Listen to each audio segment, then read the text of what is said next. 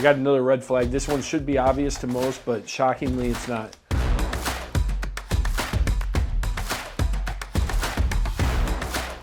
The lowest price is the lowest price for a reason.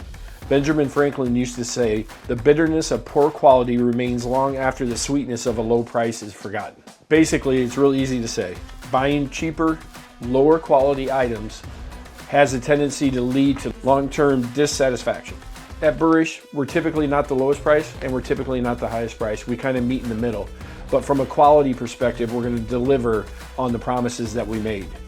I hear my dad talking to people all the time about they chose another contractor because they were less expensive, and they come back and ask my dad, what is this right? They're asking different questions in reference to the project.